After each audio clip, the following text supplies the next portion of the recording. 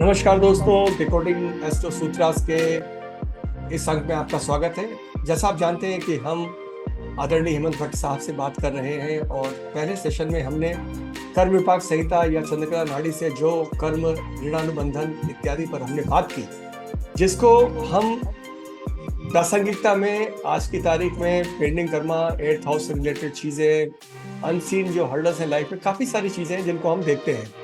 तो ये सारे विषय को व्यवहारिक रूप से, जैसा कौशिक जी ने कहा भी था कि एस्ट्रोलॉजी का जो एप्लीकेशन पार्ट है, तो उस पर आप अपनी आज एक राय है इस व्यवहारिक प्रयोग से, कुंडली से रखने वाले हैं। तो आदरणीय भट्ट साहब, इस पर आप जो प्रयोग है, जो व्यवहार है इस सूत्र का, इस विषय का, इस पर आप अपना विचार प्रस्तुत करें।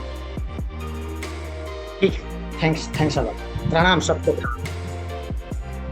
जय श्री कृष्ण को। आप ये चार्ट है 31 जुलाई 1977, 10.55। पर्सनल मैटर है तो मैं और डिटेल नहीं दे सकता।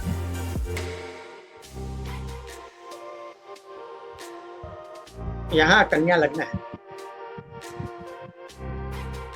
राहु कन्या में है, कन्या लग्न में है, तो इसे प्रसन्न राहु बोलते हैं एज पर चंद्रकला।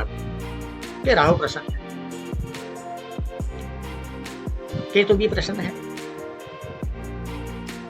अभी बात आती है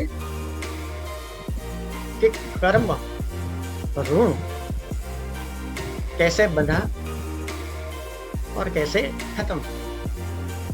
एक बात और बता, अगर आप चंद्रकला नाड़ी को पढ़ेंगे तो उसमें यहाँ बताया गया है कि ब्लेमिश ऑफ एट लॉ और ब्लेमिश ऑफ 12।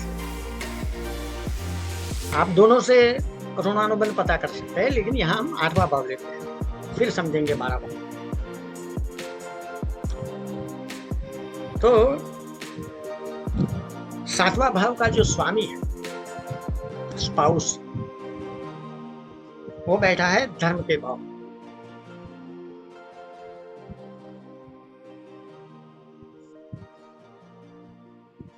उसके साथ है चंद्र, जो सेल्फ असेंडेंट लॉर्ड, मैं, उसका डिपोजिटर चंद्र है, उसके साथ बैठा है। साथ में 8th हाउस का लॉर्ड भी बैठा है।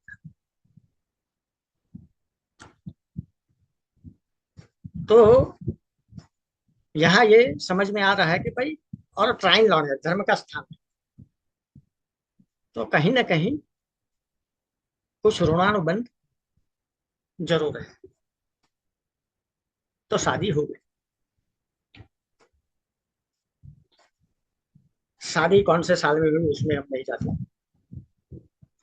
लेकिन ऋणानुबंध है कि नहीं वो देखते हैं। तो भाई हाँ, 8वां भाव ऋणानुबंध का है, तो ऋणानुबंध है। 8वां भाव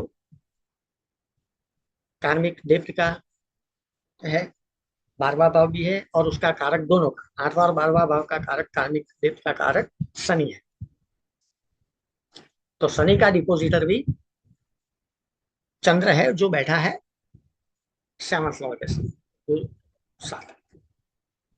यहाँ एक एडिशनल बात बता दो आप इसको शुक्र से भी देख सकते हैं, बहुत सारे एंगल से आप कारक तत्व से देख सकते हैं।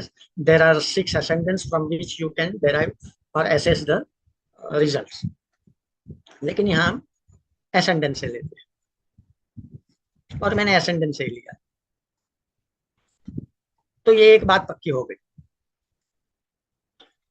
अभी एक बात और है कि ये ऋणानुबंध जो है वो खत्म कब होगा, और खत्म होने के बाद ये सेटल हो जाएगा या सेपरेट हो जाएगा, या सेपरेट होने के बाद वापिस सेटल हो जाएगा, ये क्या होगा। सो दैट इज इम्पोर्टेंट, वो बहुत इंपॉर्टेंट है, महत्व का है। ऋणानुबंध तो है, धर्म भाव से संबंधित है, तो धर्म पत्नी बन गई जातिका। ओके। तो जब ऋणानुबंध खत्म होता है तो वो देखे कैसे, ऋणानुबंध कैसा है वो देखे कैसे। जैमिनी में पद सिस्टम है, आप पद से भी देख सकते हो, और हाउस लॉट से भी देख सकते हो। यहाँ मैंने पद का चार्ट भी दिया हुआ है। आरूढ़ पद, ये पारासर है, पारासर होगा लाइट है, पुराना वाला है, तो मैं वही चला रहा हूँ। तो यहाँ 1 की और 7 दोनों के डिपोजिटर साथ में बैठे हैं धर्म के हाउस में। तो ठीक है, अभी मेन चीज जो है कि भाई ये खत्म कब होगा। आप ध्यान से देखोगे इस चार्ट को तो राहु की तो को छोड़, इसको भी वैसे ले सकते हो, और मॉडर्न एस्ट्रोलॉजी में तो उसका स्थान है ही।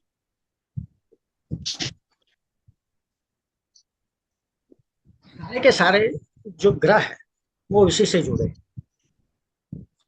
ऋणानुबंध के आसपास। शनि बुध का डिपोजिटर चंद्र, उच्च का बैठा है, उच्च का तो नहीं है, परमोच्च नहीं है, 22 अंश का कुछ है।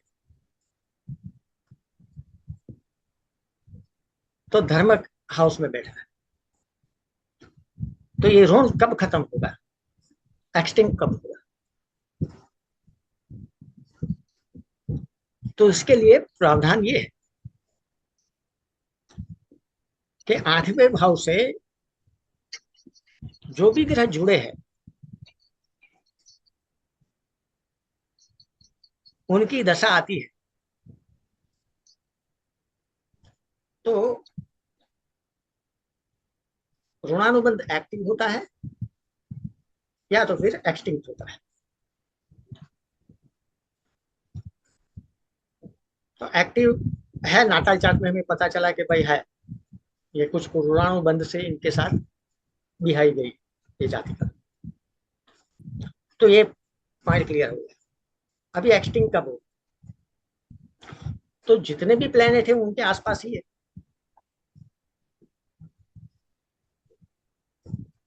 तो ये एसेस करना बड़ा मुश्किल है। तो मुझे जब सवाल पूछा तो मैं भी थोड़ा कंफ्यूज हो गया, लेकिन फिर भी असेसमेंट किया मैंने कि कारक शनि कारक है 12th हाउस का और 8th हाउस का, ऋणानुबंध का है। कर्म के ऋण का बंधन जो होता है वो शनि देता है।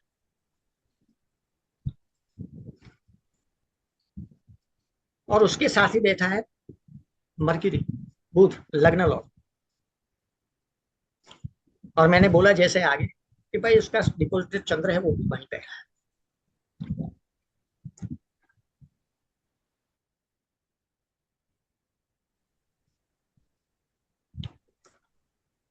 शनि से 8वां भाव का स्वामी शनि खुद है, और उसका डिपोजिटर नाटल 8वें भाव के साथ बैठा है।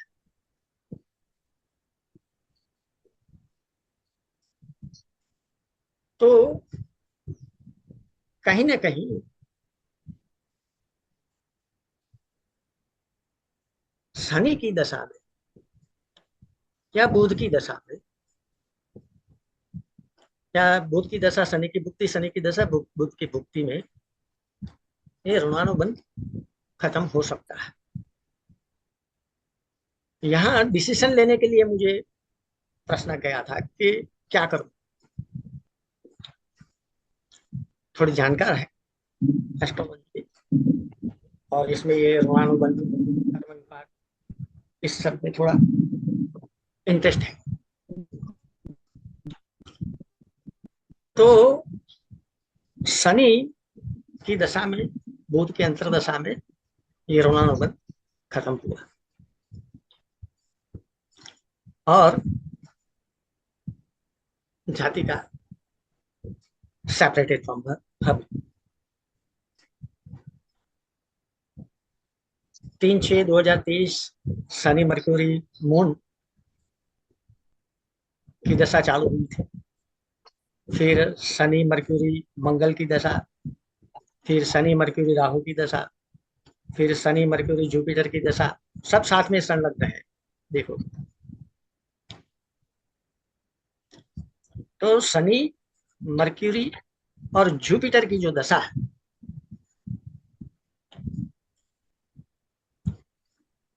उसमें सी गॉट सेपरेट। यहां ध्यान से देखिए, दूसरी भी चीज है। जैसे 8 लॉर्ड है ऋणानुबंध, वैसे 12th लॉर्ड भी है। डिपोजिटर का रोल भी इंपॉर्टेंट है। अगर कहीं डिपोजिटर इन्वॉल्व नहीं है, नक्षत्र का स्वामी इन्वॉल्व है, तो वो भी ले सकते हो। नक्षत्र का स्वामी लेने से बेहतर है कि आप 9 मास का पोजीशन ले लें, लेकिन वो थोड़ा कॉम्प्लिकेटेड हो जाएगा। तो यहाँ शनि से 12वां भाव, दशा से 12वां भाव बुध है, वो साथ में बैठा है। और नाताल का 12वां भाव है, वो सूर्य है, सूर्य का डिपोजिटर मरकुरी, वो शनि के साथ। तो यानी कि ये डबल कंफर्मेशन हो गया कि हाँ, शनि कारक है, 12th हाउस है, 8th हाउस है, सब जुड़े हुए हैं आपस में। तो हम ये बोल सकते हैं कि हाँ भाई, कर्म ऋणानुबंध खत्म हो गया। पद से देखिए तो 8 भी वहीं है, जैमिनी में। पद लॉर्ड ये भी दे सकते हैं। संबंध कैसा है, वैसे सेपरेट होने से पहले बहुत कुछ सहन किया है, ये सुना है मैंने, देखा नहीं है। तो हम इतना ही बोलेंगे कि भाई सेपरेशन का इश्यू जो आया है वो कर्म का अनुबंध समाप्त हुआ है कि। तो इस वजह से जब दो, अगर आपको 8वां भाव लेना है तो 2 लीजिए। ऋणानुबंध खत्म होता है तो 8वां भाव लेना है तो 2 लीजिए। फंक्शनल भी लेना है और ये भी लेना है, दशा का भी लेना है, नाताल का भी ले सकते हो आप, बहुत सारे ऑप्शन है।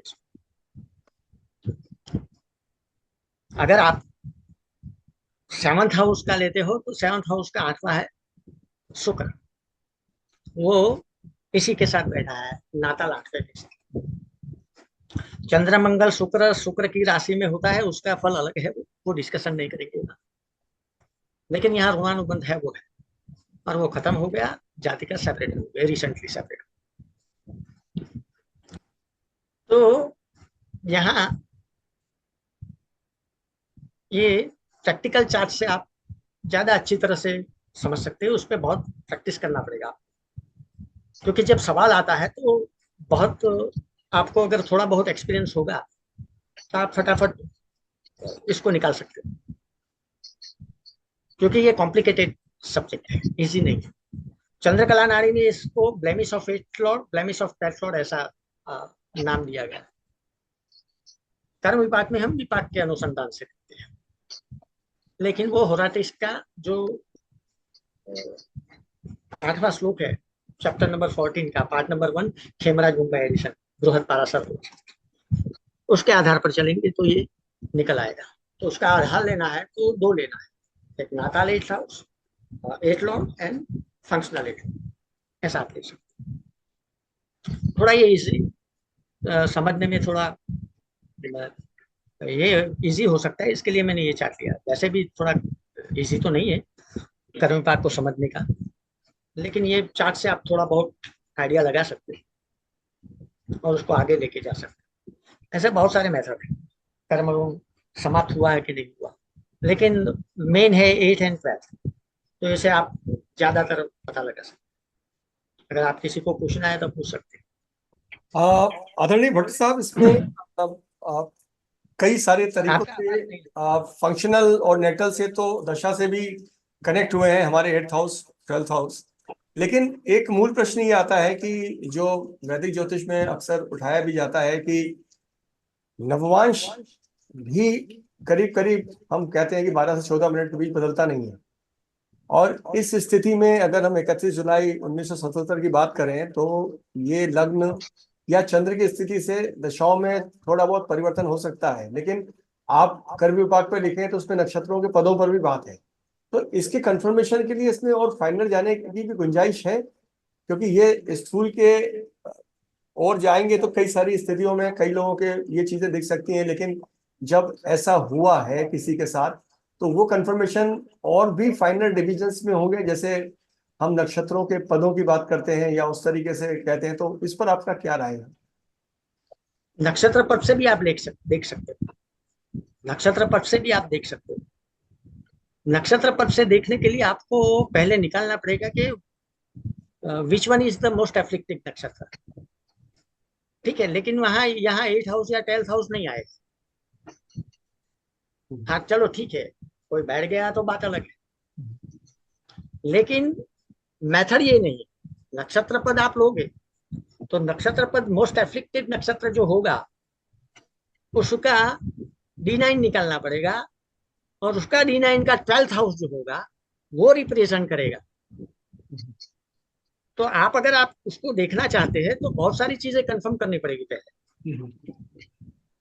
और वो ज्यादातर आपके कर्म क्या है पिछले जीवन के, और कुछ कैरी फॉरवर्ड किया हुआ है क्या, वो आपको मिलेगा। और उसके आधार के ऊपर आप ये एक्सटिंक्ट हुआ है कि नहीं हुआ है, ऋण कर्म आपका सिंफुल हीनियस कर्म समाप्त हुआ है कि नहीं हुआ है, वो आप डेराइव कर सकते हैं। That is also a method. लेकिन मैंने यहाँ 12th हाउस लिया है। जुपिटर और शुक्र कुछ अच्छा कर सकते हैं, ठीक है। 7th हाउस के साथ शुक्र भी बैठा है। दूसरी बात छोड़ देवे हम, तो अभी ये शुभ ग्रह है, तो शुक्र का फल क्या मिलना चाहिए? तो भाई 20 23 साल तक की रिलेशनशिप रही, ठीक है, 23 24 साल, शायद मेरे ख्याल से 25 साल। कौशिक जी। आपका कुछ क्वेश्चन हो तो सर पूछ लीजिए। नहीं, सर उनका अभी क्वेश्चन ना क्या आते हैं उनके क्वेश्चंस? सर मैं अच्छा, अभी ये पूछना चाह रहा हूँ। सबके अच्छे क्वेश्चन आते हैं, ठीक है, बोलिए। सर यहाँ पर जैसे हमने 8th हाउस से हमने 7th हाउस को रिलेट करके हमने समझ में आया कि ये 7th हाउस का कोई ऋण है।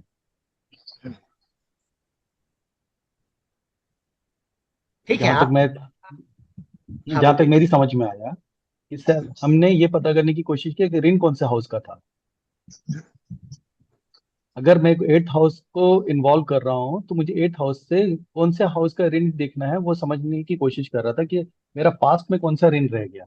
ये पास्ट में ऋण क्या इसी तरीके से देखा जाता है या कोई और तरीका, क्या मैं अपने तरीका गलत सोच रहा था कि नहीं पास्ट का नहीं, कौन सा ऋण रह गया? 10 तरीके हैं, 10 तरीके हैं, 8 10 तरीके, शायद शायद ज्यादा हो। नहीं, अभी इस नेटल चार्ट बर्थ चार्ट से मुझे पास्ट के ऋण कैसे समझ में आया?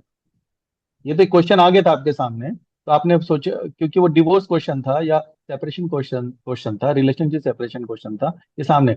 लेकिन कोई भी चार्ट से कैसे समझ में कि कौन कौन से ऋण थे, कौन कौन ठीक है, से दुख? नहीं बराबर है, ठीक है।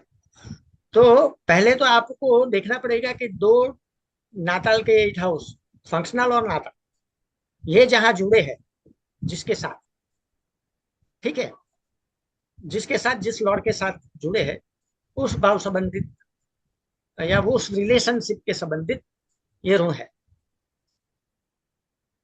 ठीक है। यहाँ मैंने इसलिए बोला कि भाई शुक्र भी इससे 8वां एक्सटिंक्शन ऑफ रिलेशनशिप, वैसे हम्म। 2nd हाउस फिक्स कारक ऑफ स्पाउस, वो भी एक है। तो यहाँ हम देखेंगे तो भाई दोनों 8 लॉर्ड, नाताल और फंक्शनल, साथ में ही बैठे। चंद्र का है तो 11वां भाव का स्वामी है, ठीक है। अभी 11वें भाव में तो बहुत सारी चीजें आती है। ये तो मुझे पता है कि भाई ये फ्रेंड सर्कल भी आता है, लेकिन जब आप ये बृहद पाराशर का जो हाउस सिग्निफिकेशन है, कौन से हाउस से क्या देखना चाहिए, तो उसमें 11th हाउस के लिए जाया पुत्र ऐसा वर्ड लिखा है, जाया पुत्र, जाया और पुत्र, यानी कि स्पाउस एंड सन, तो उसके रिलेटेड भी हो सकता है, आय के संबंधित, फ्रेंड के संबंधित भी हो सकता है। आप ऑप्शन दे सकते हैं अगर आपको कुछ बताया नहीं किसी ने। ब्लैंक चार्ट रख देते हैं, कई बार एक्सपेक्ट करते हैं कि हम उन्हें कुछ बताएं। बिल्कुल। ठीक है, ऐसा आपको 30-40% टाइम ऐसा मिल जाता है। हर एक नहीं कहता है, हर एक क्वेश्चन पूछ लेता है, या हम बोलते हैं कि भाई आप क्वेश्चन कीजिए, मैं ज्यादा देखने का टाइम नहीं। लेकिन कई बार सामने आके बैठ जाते हैं ज्योतिष के सामने और कुंडली रख देते हैं, हमको बोलना पड़ता है, वो कुछ नहीं बोलेगा, पूछेंगे तो भी नहीं बोलेगा। तब आपको थोड़ा एनालाइज इस तरह से करना पड़ेगा और ऑप्शंस रखना पड़ेगा कि भाई ये पति का है, फ्रेंड का है, ऐसा कुछ हो सकता है। Because we can assess and our client और अवर यजमान शुड कंफर्म। अगर कंफर्म किया है तो बरोबर है। यहां मुझे प्रश्न किया था तो इसके लिए मैंने ये सीधा देख लिया। अगर प्रश्न नहीं करता तो चंद्र के साथ भी उनका रिलेशन है, तो वहां से आप फ्रेंड सर्कल या माता, सॉरी सन, यानी कि चाइल्ड, और ये आप देख सकते हो। स्पाउस, हाँ, चाइल्ड एंड स्पाउस दोनों आता है, जया पुत्र। हाँ, वो 11th हाउस का सिग्निफिकेशन बीपीएचएस में क्लियर कर दिया है। आदरणीय मैं राव साहब। खेमराज की बात करता हूँ, मेरे ख्याल से गणेश दत्त पाठक वाराणसी की भी सेम है। जी राव साहब।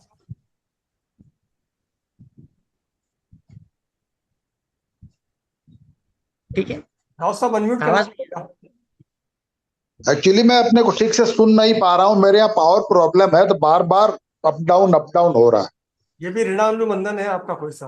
हाँ बिल्कुल। नहीं, आप रिकॉर्डिंग देख लेना, बाद में भी कर सकते हो प्रश्न में, कोई कोई आपकी जिज्ञासा और कुछ और भी हो तो उस पर बात कर सकते हैं। नहीं, सर, ये एक्चुअली ये जो चार्ट था मेरे लिए बड़ा उपयोगी था, क्योंकि मेरे लग्न का ही है, हाँ हाँ। अच्छा लेकिन अच्छा बहुत डिस्टरबेंस रहा। अच्छा, कोई दिक्कत नहीं जी। दोबारा फिर इसको सर एक और क्वेश्चन, सर एक और क्वेश्चन है। हाँ, जैसे बोलिए आपने बोलिए। बोला 8th एंड 12th जो है ना, का ऋणाबंध और लॉर्ड ये शनि, होता है, शनि होता कारक है। शनि, शनि होता कारक है, शनि। कारक शनि होता है। तो मेरे मेरा क्वेश्चन ये है, जस्ट ऐसे ही, क्या आपके एक्सपीरियंस में ज्यादातर समय पे ऋण होना या ऋण से छुटकारा शनि का दशा होना जरूरी होता है, भुक्ति दशा या नहीं किसी चीज जगह पे? नहीं नहीं, ये जरूरी नहीं। ये तो चंद्र का डिपोजिटर है और साथ में नहीं, यहाँ पर तो यहाँ तो डिपॉजिटर था, यहाँ डिपॉजिटर था, तो मैंने वो तो समझ में आ गया, लेकिन अगर कहीं आए तो क्या शनि से नहीं नहीं, रिलेटेड शनि की एक्टिविटी दशा पे? जरूरी नहीं, जरूरी नहीं। 8 हाउस से, फर्स्ट हाउस से 7th हाउस से जिसका आप ढूंढते हो, उसकी दशा मिल जाएगी आपको। तो समझ लेना कि इस दशा में कुछ हुआ है। ब्लेमिश ऑफ 8 लॉर्ड का भी आता है, वो अ, अ, इसके हस्बैंड का ही, सर दोनों का। ऋणानुबंध में शनि का राहु से कोई संबंध बनता है तो क्या होता शनि के राहु से संबंध बनता है तो वो एग्रावेट हो जाता है, बढ़ जाते हैं। बढ़ जाता है।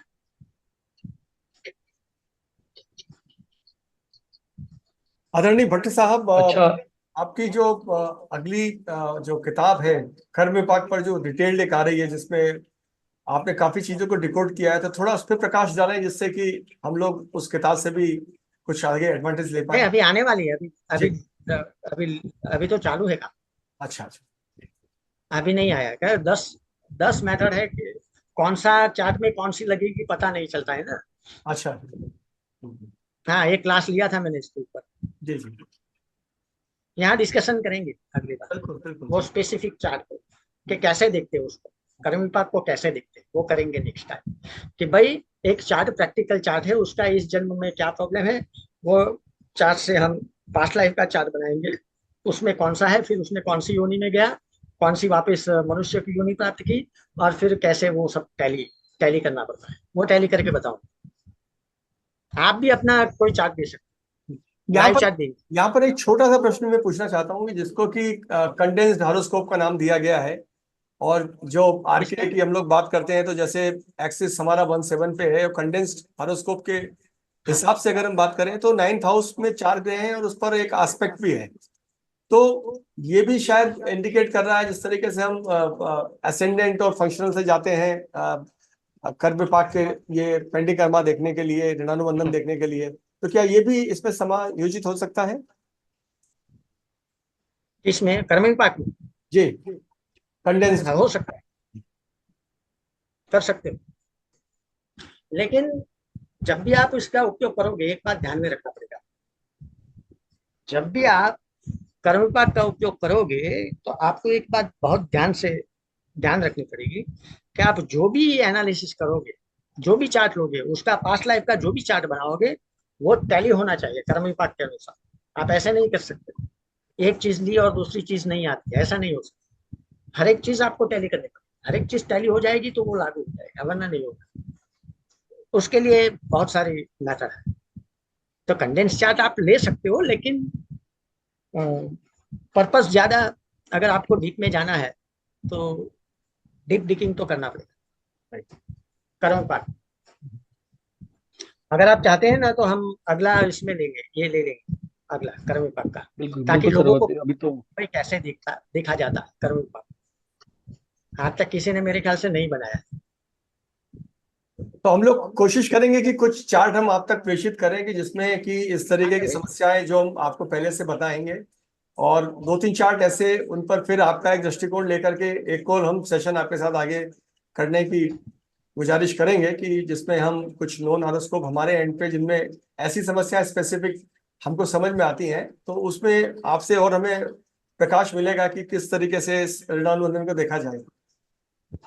हाँ, ये जरूरी नहीं है कि डाइवोर्स हो किसी को, जैसे बताया इसने कि भाई डिसीज है, मल्टीपल सर्जरीज आ गई, बराबर, बेड पे आ गया हट्टा कट्टा आदमी, कोई अचानक बहुत बड़ा रोग हो गया, तो ये सब भी देख सकते हैं।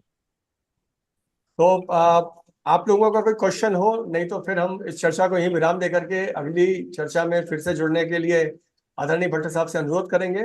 और आपसे हमेशा बहुमूल्य समय मिला है, और ग्रंथों का वो हमें उत्कृष्टता आपके साथ बात करने में मिलती है कि जो वाकई ही हमें कहना होता है, जिसमें कि डिकोडिंग एस्ट्रो सूत्रा, क्योंकि आप लगातार उस तरफ बढ़े हुए हैं और आपने हमें भरपूर समय दिया अपने व्यस्त समय में से। हम अनुग्रहित हैं और आपका धन्यवाद करते हैं, और जल्द ही आपसे पुनः एक अगले सेशन में मुलाकात करने की आज्ञा चाहते हैं। धन्यवाद। अरे अनुपम जी, आप ऐसा मत बोलिए, मुझे कुछ नहीं करना है, मैं इधर से लेके इधर देता हूँ, और क्या कर सकते सर, हम क्या कर सर सकते मैं बहुत ही ईगरली वेट करूंगा कि पास्ट लाइफ का मेरा सबका चार्ट कैसे बनता हो, क्योंकि प्रेजेंट चार्ट तो दिख रहा है, पास्ट चार्ट बनाने की ईगरली वेट करूंगा कि क्या कैसे कैसे मूवमेंट, क्या कैसे कैसे जर्नी रहा है। हाँ ठीक है ना, आप अगर आप चाहते हैं तो लाइव में करेंगे, लेकिन यहाँ इस पे 40 मिनट का ही समय होता है ना। क्योंकि आपने बहुत अच्छी बात बोली थी कि ये शरीर जो है धर्म के कारण, धारण करने वाले चीजों के कारण धर्म बना है। किस कारण धर्म बना, किस कारण धारण किया, वो जानना जरूरी है। आपको जानोगे तो बहुत अच्छा लगता है और आप थोड़ा फ्री हो जाते हैं। एक बहुत ही वो क्लास लिया था ना, तो बहुत ही कॉम्प्लिकेटेड चार्ट दी थी, लेकिन आप अपना चार्ट दे दें। आप अनुपम जी आपके पास है, एचएन राव सर के पास है, आपके पास है, हमारे पास पारिजात है, पारिजात भी जरूर एक चार्ट देंगे। नहीं, एक तो मेरा खुद का बेटे का है जो अभी घटना हुई थी, अनुपम जी आपको मालूम है, और एक और चार्ट मेरे पास है, क्लासिक है, मैं दूंगा। ठीक है। पारिजात जी, आप भी चार्ट जरूर दीजिएगा, कुछ चीजें आपको भी जानने को मिलेंगी। डेफिनेटली सर, कुछ चीजें हैं जो मैं खुद समझना चाहता हूँ पास्ट लाइफ को लेकर, एंड बेसिकली मेरी यही एक पास्ट लाइफ को लेकर के जो जिज्ञासा थी, इसी कारण मैं थोड़ी एस्ट्रोलॉजी में इंटरेस्ट आना शुरू हुआ। ठीक है ना, आप दे सकते हो, हम कर्म विपाक के अनुसार उसको डिकोड करेंगे। तो आप सभी की ओर से मैं आदरणीय भट्ट साहब का पुनः धन्यवाद करता हूं और हम कृतज्ञ हैं, बारंबार कृतज्ञ हैं और आपसे जरूर आप अनुपम जी ऐसा मत बोलिए, मेरा काम है, ये मैंने पहले ही बोला, इधर से लेना उधर देना, मतलब इधर से लिया इधर, उसमें कुछ नया नहीं।